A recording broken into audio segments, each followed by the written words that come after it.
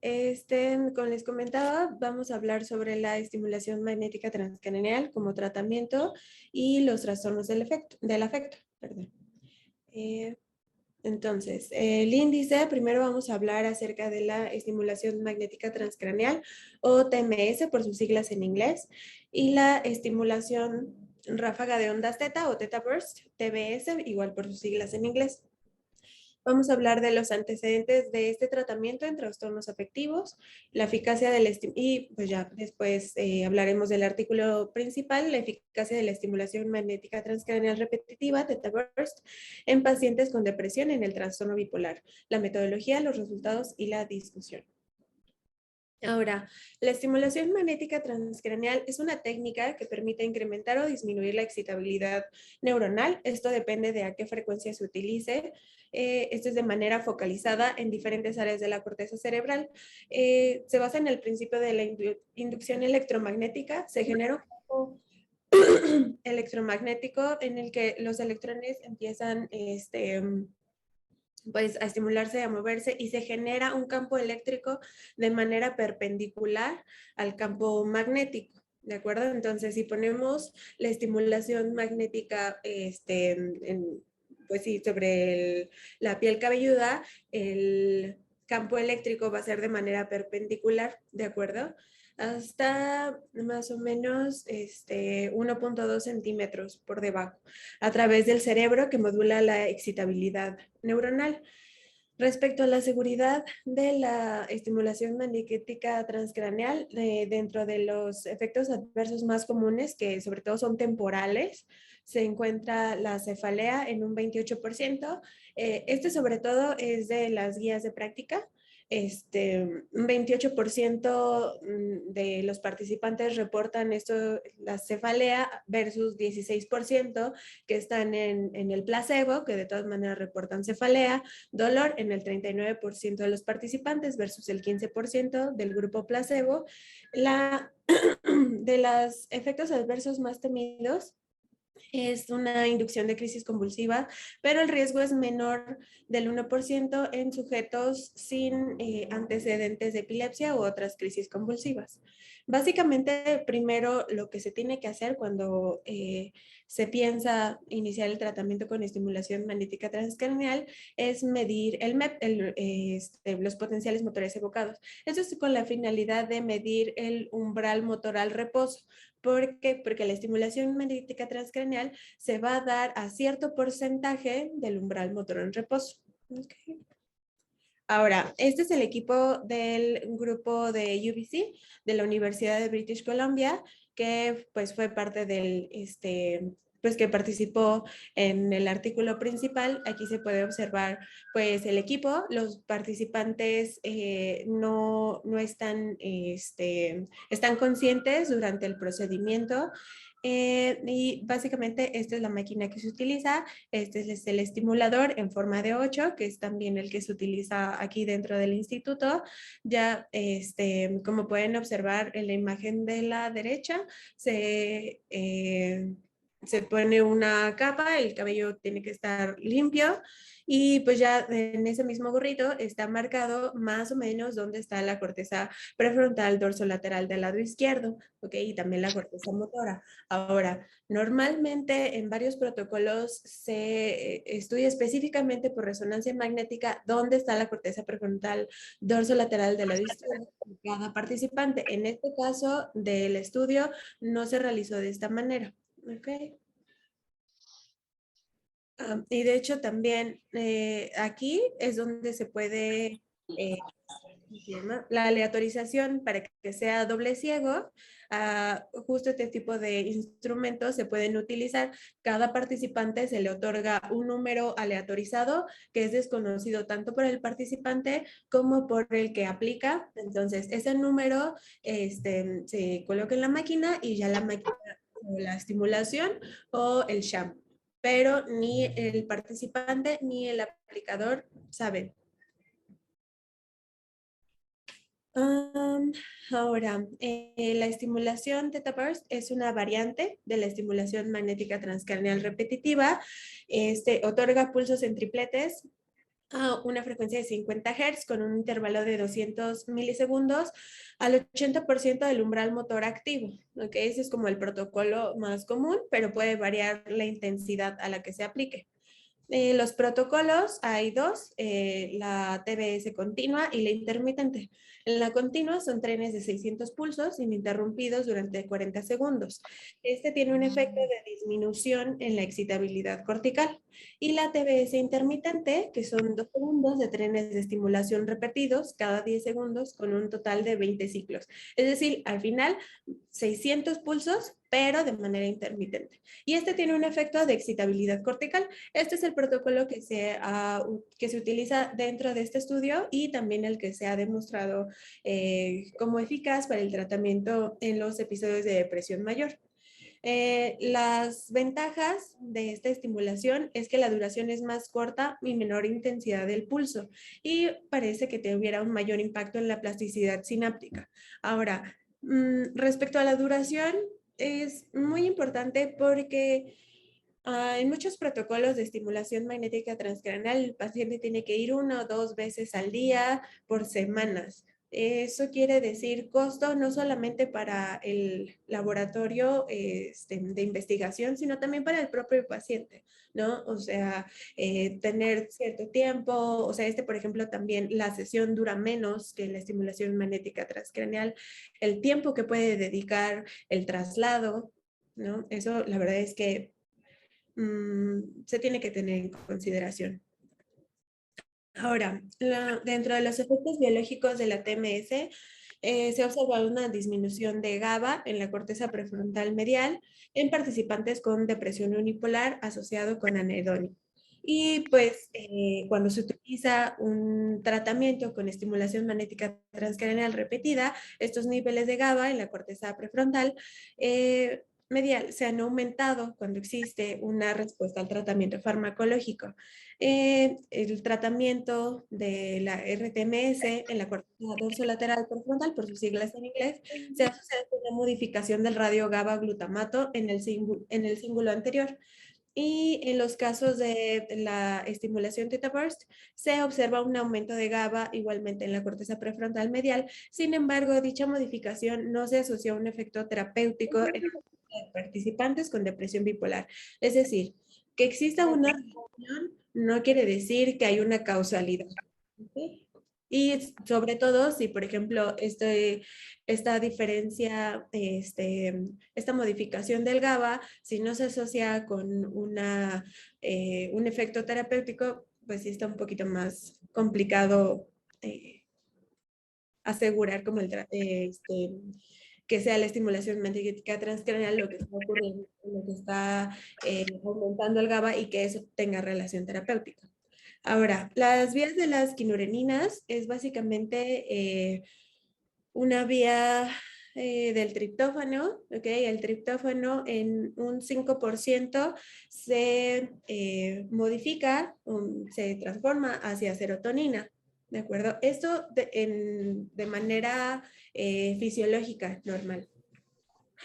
Pero si existe un aumento de inflamación y sobre todo de las citocinas proinflamatorias, existe una activación de diferentes enzimas. Esta, por ejemplo, es la dioxigenasa, bueno, dioxigenasa, que esa se encuentra principalmente en tejidos extrahepáticos. Hay otra que se encuentra más en tejidos hepáticos, pero esta sobre todo, por ejemplo, también en el cerebro. Si existe una mayor inflamación, existe una mayor activación y el triptófano, o sea, la vía del triptófano se carga hacia la formación de las quinureninas en lugar de hacia la formación de la serotonina. Ahora, cuando existe una inflamación, el triptófano se convierte a quinurenina y puede haber dos rutas. Que se convierta en 3-hidroxiquinurenina, que es un radical libre. Como recordábamos, pues tiene mucho que ver con el estrés oxidativo.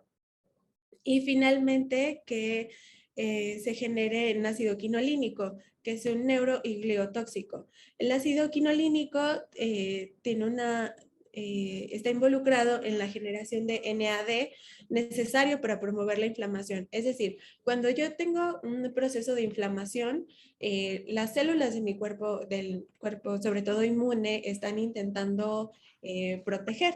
Al fin y al cabo, esa es la intención. Para poder funcionar necesitan energía. Por eso es importante que se genere el NAD.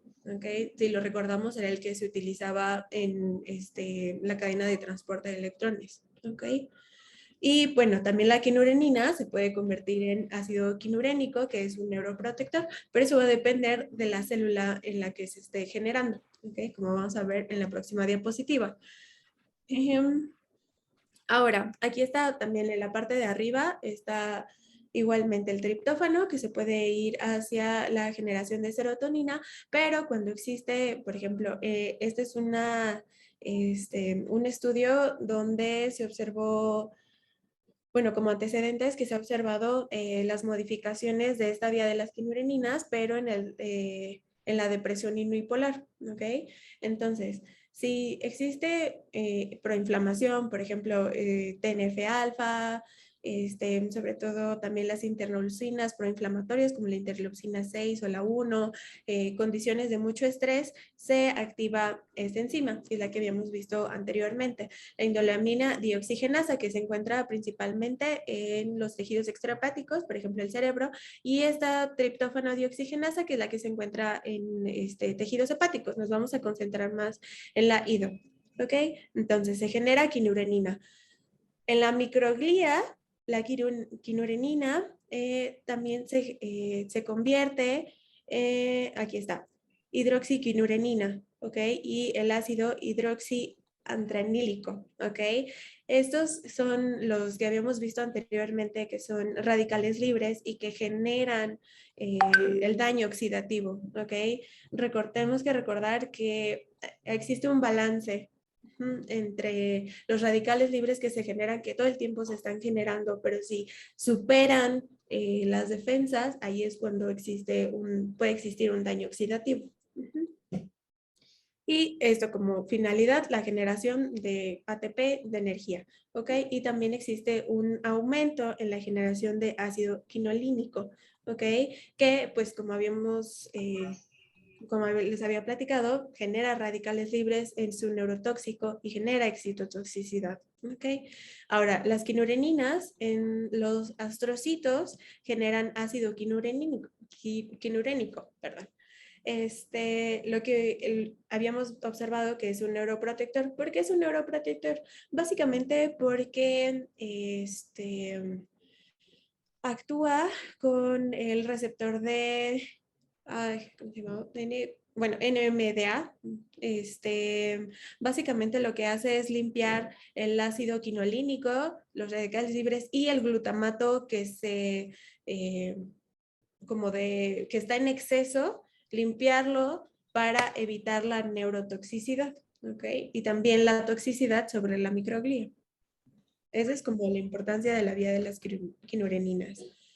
Ahora, pues aquí también está otro esquema donde básicamente se observa que también la inflamación hace que la barrera hematoencefálica esté más libre y puedan pasar quinurenina, los macrófagos, es decir, citocinas, ¿de acuerdo? Entonces eso genera la proinflamación, ¿de acuerdo? Aquí, por ejemplo, está el astrocito, donde en lugar de absorber el glutamato que está en exceso, no lo puede reabsorber y de hecho lo libera. Y esto es lo que genera básicamente la neurotoxicidad. Okay. Ahora, se ha observado en un estudio que igual es reciente, que el tratamiento con estimulación magnética transcraneal repetida aumentó los niveles plasmáticos de triptófano y serotonina, ¿de acuerdo? Sin embargo, los niveles de quinurenina, ácido quinurénico, radio de quinurenina y triptófano no se modificaron. Es una como opción, ¿no? Que podría explicar por qué la estimulación magnética transcraneal funciona, ¿de acuerdo? Porque sí funciona, sobre todo para el tratamiento de la depresión. Okay. Ahora, la estimulación magnética transcranial en el tratamiento para la depresión. Básicamente los efectos, los protocolos son efectos máximos de 26 a 28 sesiones. Mínimo se deben considerar 20 sesiones para valorar si hay o no respuesta. ¿Ok? Si existe respuesta, se pueden dar de 25 a 30 sesiones. La intensidad es del 110 al 120% del umbral motor al reposo, por eso se tiene que medir en cada participante individualmente. ¿Ok?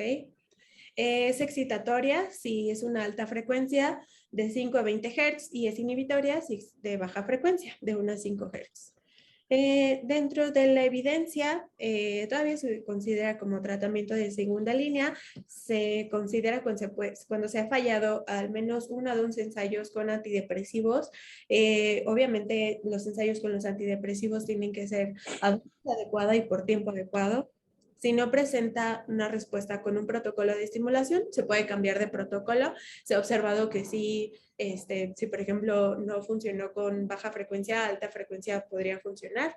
La estimulación magnética transcranial de repetida de alta frecuencia ha demostrado respuesta en 40-50% de las personas con diagnóstico de depresión mayor y remisión del 25 al 30%.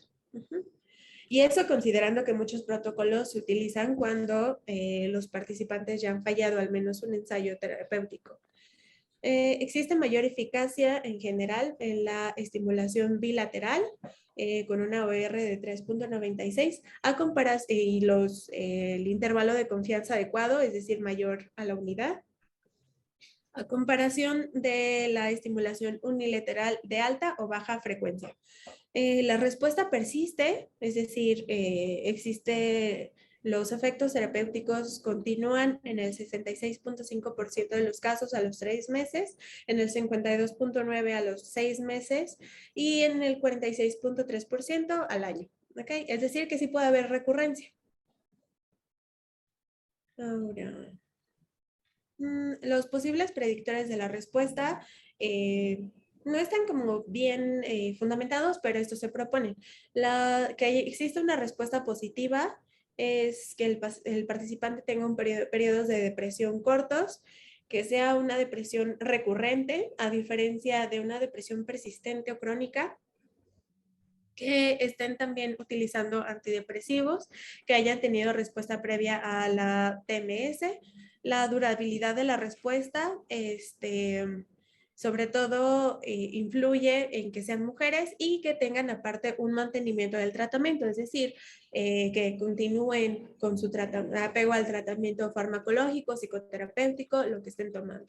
¿Okay? Un posible predictor de respuesta negativa es que existe una mayor severidad en la depresión, con una historia de resistencia a tratamiento, cronicidad, uso de benzodiazepinas, sobre todo el uso de benzodiazepinas crónico, y pues que existen los síntomas psicóticos. Para los síntomas psicóticos, definitivo, todavía está demostrado que la TEC, la terapia electroconvulsiva, es un mejor tratamiento que la estimulación magnética transcranial. Ahora, este es un reporte de Cochrane, ¿de acuerdo? A pesar de que es del 2002, ya han pasado pues 20 años, ¿ok? Pero en el 2002 este era el panorama, ¿ok? Este es un forest plot donde se observó que sobre todo lo que fallaba mucho en este tipo de ensayos al inicio era el número de la muestra y que no estaba bien especificado el protocolo, ¿ok? Entonces básicamente lo que se observaba es que no había diferencia significativa entre dar o no la estimulación. ¿De acuerdo? Esa era como la visión que se tenía hasta entonces, que es el último reporte Cochrane que se tiene acerca de la estimulación magnética transcranial ya hace 20 años. Ahora, dentro de las recomendaciones clínicas actuales, se recomienda el uso de la estimulación magnética transcranial, sobre todo de alta frecuencia en la corteza prefrontal izquierda, cuando existe TDM resistente. También se puede considerar en pacientes con que no tengan tolerancia al tratamiento farmacológico, por ejemplo, los efectos adversos, y se pueden dar incluso más de 6 semanas de tratamiento si hubo mejoría parcial. Este es un nivel de evidencia 1, es decir, que hay ensayos clínicos aleatorizados, metaanálisis, ¿ok? Es decir, el nivel de evidencia más alta, ¿ok? Ok. Se puede utilizar nuevamente un tratamiento con estimulación si existe una historia de respuesta, sobre todo con alta frecuencia en la corteza dorsolateral prefrontal. Igual tiene un nivel 1 de evidencia. Y otra recomendación es que se puede administrar con o sin antidepresivos, pero si se modifica el esquema se debe reevaluar. Sobre todo se tiene que volver a medir el umbral motor. Okay. Este tiene un nivel 2 de evidencia y pues se recomienda una estimulación de alta frecuencia. También se puede utilizar como tratamiento de mantenimiento, considerar si hay historia de recurrencia frecuente, ¿ok? Porque se puede, o sea, por ejemplo, si el participante tiene una historia de recurrencia de episodios de depresión, por ejemplo, más de 2 episodios al año, se puede considerar que se dé la estimulación las 6 semanas, pero se recomienda en esos casos, como para evitar la recurrencia, una terapia de mantenimiento, ¿ok? También tiene un nivel 1 de evidencia. Se recomienda una sesión mensual, quincenal o semanal, o ir titrando la frecuencia, ¿de acuerdo? Es decir, que sea, por ejemplo, semanal, después quincenal y después mensual. Si existe una recaída cuando hubo respuesta inicial, Hola, Marcelo. dar más. Siento que... ¿Podemos cerrar los micrófonos, por favor? Ok, creo que ya. Si hubo una respuesta inicial, pero existe una recaída mientras está con el tratamiento, se pueden dar más sesiones, ¿de acuerdo? Se tiene un nivel 2 de evidencia, 3 a 5 sesiones por semana hasta encontrar otra vez la respuesta o la remisión. Si existe una respuesta parcial, se puede extender el tratamiento, pero si no hay respuesta, la verdad es que es poco probable que la haya. Okay. A esto me refería con que se pueden dar más de 6 semanas de tratamiento. Ahora, no se ha como clasificado o determinado hasta cuántas sesiones se pueden dar. Solamente, o sea, por ejemplo, se pueden utilizar más de 8 semanas, ¿ok? No recomiendan más de 30 sesiones, por ejemplo, pero no existe mayor toxicidad si se dan más sesiones. Solamente que si no hubo respuesta, pues no la va a haber después, ¿ok? Y pues se recomienda que sean estimulación diariamente por 1 a 2 semanas.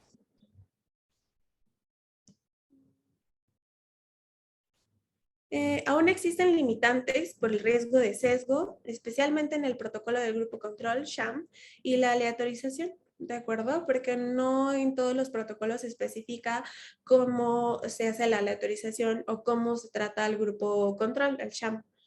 La estimulación bilateral y de alta frecuencia parecen ser los protocolos más eficaces y aceptables. Y pues aquí lo difícil es que en los ensayos clínicos se incluyen participantes con depresión unipolar y bipolar, y dentro de los estudios o de los ensayos no se especifica si son de depresión unipolar y bipolar como para comparar. Okay. Ahora, esto también es un metaanálisis del 2020, sobre todo para que observen que, bueno, o sea, sí hay una mejoría importante, por ejemplo, aquí, ¿ok?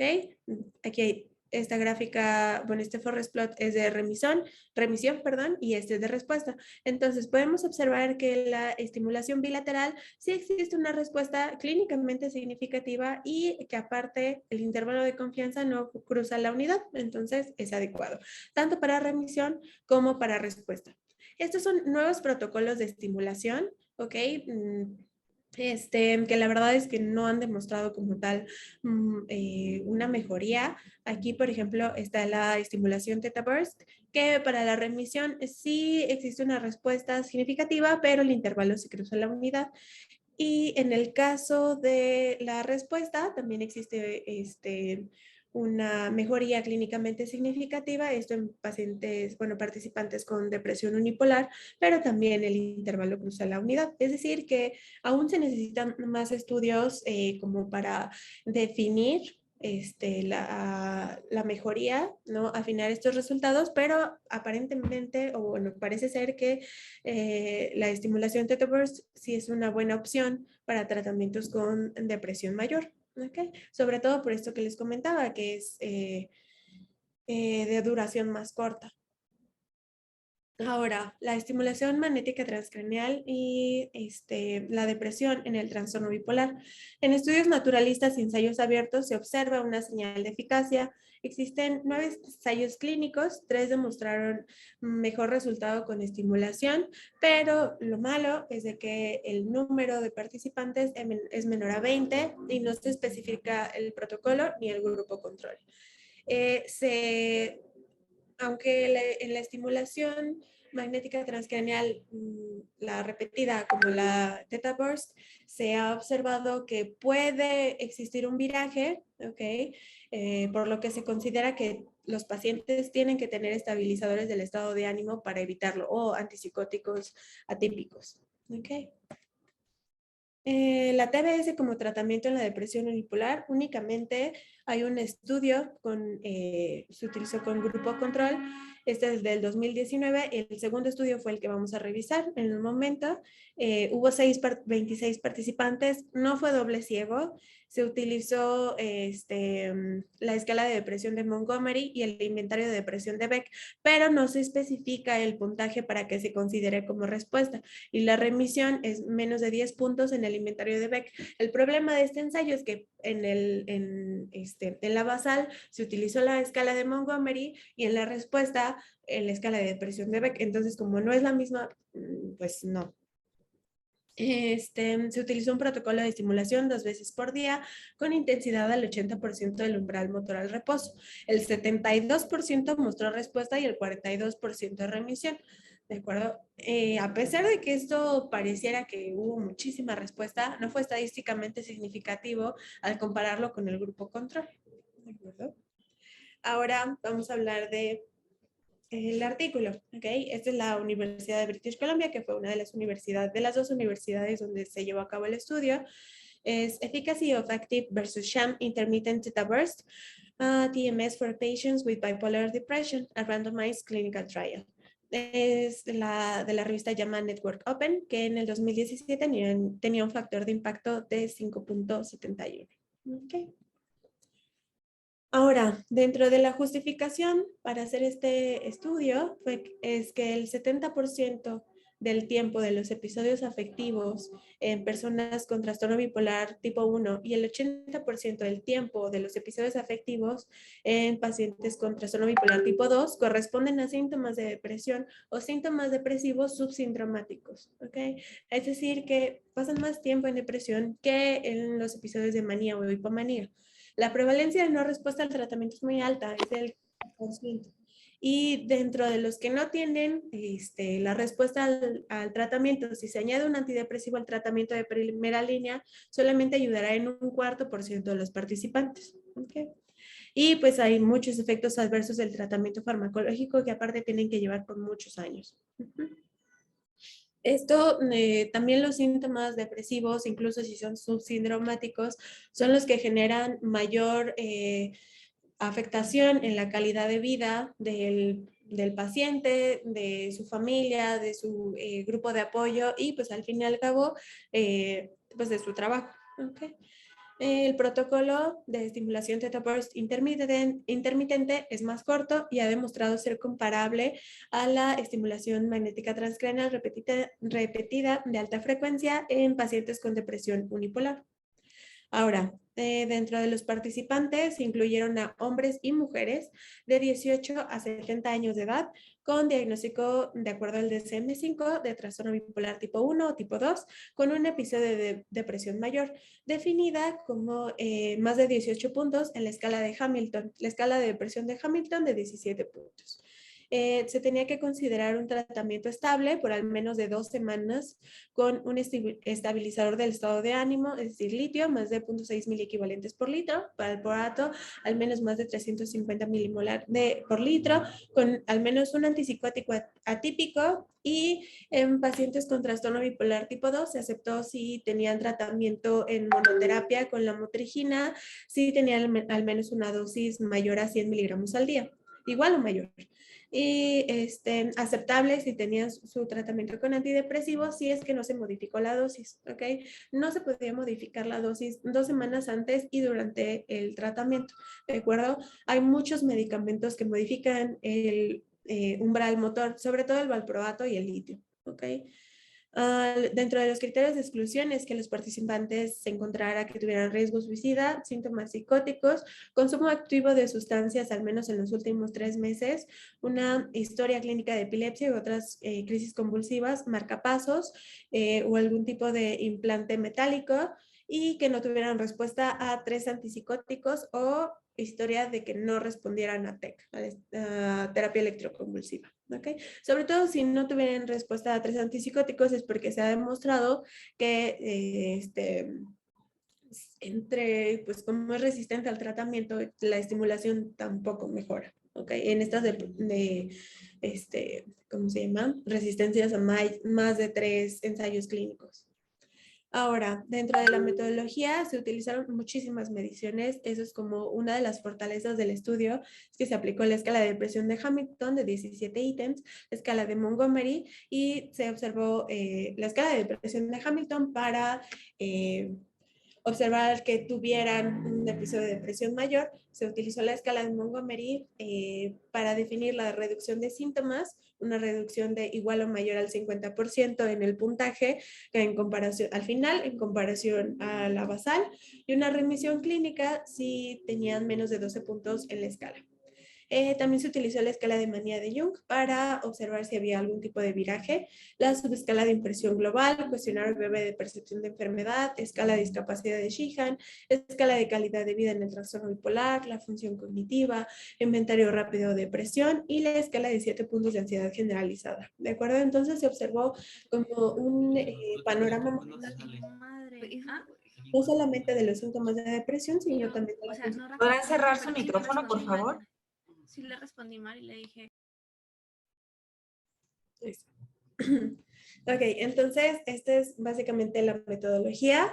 En el basal, pues se seleccionaron a los participantes, se le autorizó, de acuerdo, lo que ya les había comentado, de que a cada participante se le da un número de serie, que es el que el aplicador coloca en el sistema, y el estimulador decide, bueno, de acuerdo al número de serie, se le da o sham para el grupo control o la estimulación, ¿ok?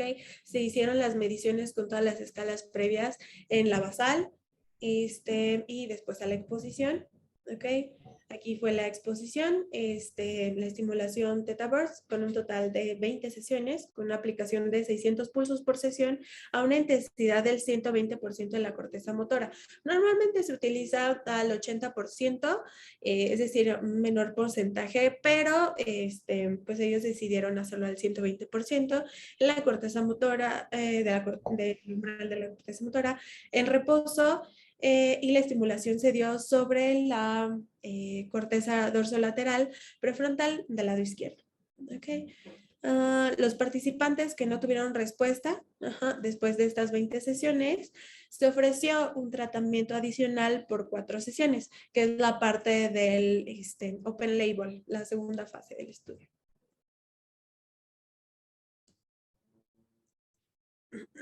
Ahora, dentro de los resultados, la gráfica en azul está el active y en amarillo está el sham, es decir, el grupo control. ¿Ok? Y esto es dependiendo, de acuerdo a la escala de Montgomery para los síntomas de depresión. Y de este lado, la impresión clínica global, ¿de acuerdo? Básicamente, el resultado principal es de que no hubo una respuesta clínicamente significativa, no hubo una diferencia clínicamente estadísticamente significativa, perdón, entre el grupo control y el grupo activo. Okay. Aquí también les había puesto el... Ok, aquí está básicamente el resultado principal, ¿de acuerdo? Que era una modificación en la escala de Montgomery y pues aquí se observa, ¿no? Que pues no hubo, por ejemplo, el intervalo de confianza cruza la unidad, bueno, en realidad no existe una diferencia entre, o sea, no existe una diferencia en la sintomatología depresiva entre los participantes que recibieron y los que no recibieron la estimulación. No se encontró evidencia como tratamiento antidepresivo en los participantes con depresión, ni diferencias entre los grupos en los objetivos secundarios. Okay. Es necesaria una mayor evidencia en los protocolos de estimulación en el tratamiento de depresión bipolar resistente a tratamiento, sobre todo que exista un número mayor de participantes. Ajá. Y es necesario especificar en los ensayos clínicos la metodología que se utiliza y definir la técnica SHAM, okay, para el grupo control. Igualmente, cómo encuentra la corteza dorsolateral prefrontal, si es, por ejemplo, con resonancia magnética o no. Cómo se utiliza la aleatorización, cómo se controla el grupo doble ciego, etc. Okay. Dentro de las limitantes de este estudio, pues fue el número escaso de participantes, sobre todo porque el estudio, de hecho, uno de los participantes ya no pudo completar las sesiones porque inició la pandemia COVID, entonces justo también por eso tuvieron que suspenderlo. No, bueno, hicieron un estudio para, bueno, un análisis para saber si si seguían aumentando el número de participantes, se iba a observar una diferencia. Y pues, o sea, ya aumentar el número de participantes no iba a haber de todas maneras una diferencia entre los grupos. ¿Okay? Otra limitante es de que el valproato modifica el umbral motor, dentro de los más importantes. El tiempo de tratamiento es estable por 2 semanas, cuando en realidad en los protocolos se debe considerar un tratamiento estable por 4 semanas, no 2 semanas. ¿Okay? Sobre todo porque el umbral motor en reposo se modifica. Bueno, se tiene que estabilizar y solamente se estabiliza después de 4 semanas de tratamiento estable. ¿Okay? Ahora, el umbral motor también se modifica por el sexo y por una edad mayor a 50 años. En este caso se utilizaron pacientes de hasta 70 años. ¿Okay? Aparentemente no muchos participantes tenían más de 50 años, pero de todas maneras se consideró. ¿Okay? Y pues no se utilizó la resonancia magnética funcional para localizar la corteza dorsolateral prefrontal del lado izquierdo. Dentro de las fortalezas es que es un adecuado protocolo, ¿de acuerdo? Especifica muy bien el SHAM, es un ensayo clínico doble ciego que tiene alta validez interna y pues tiene unas suficientes escalas de medición, ¿de acuerdo? Como decía comentaba la doctora Joana, pues es bastante limpio la metodología.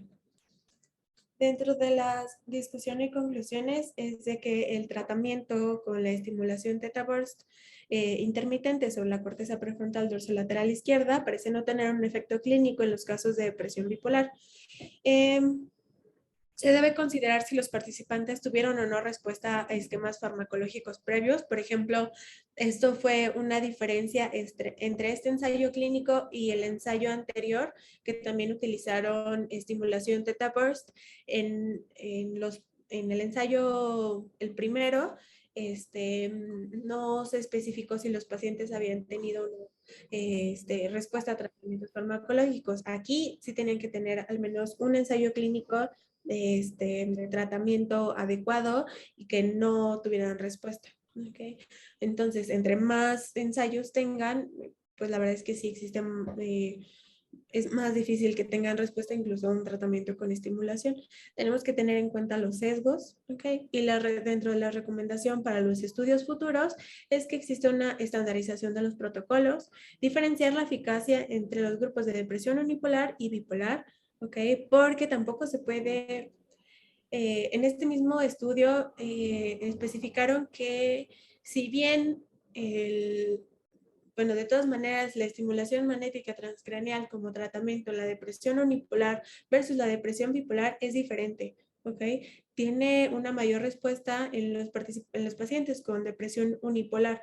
Y esto también podría estar asociado a lo que está pasando aquí, que la depresión, que la estimulación por Theta Burst en el protocolo para depresión unipolar, tal vez se necesite un protocolo diferente, no sé, diferente número de sesiones o de intensidad, a diferencia de la depresión bipolar. ¿De acuerdo? Eso no se puede descartar, al menos en este caso no funciona. Okay. Y pues se tiene que especificar la aleatorización y cómo se da el sham, el grupo control, ¿de acuerdo? En el sham ya casi no se usa, que algunos protocolos sí se les pone al paciente, bueno, al participante, todo el equipo, pero en algunos no se da estimulación y en otros se da estimulación, pero por periodos menor a 30 segundos, ¿ok? Como para que sí tengan, sientan algo, básicamente, pero no se dé el protocolo completo. Y pues eso es todo.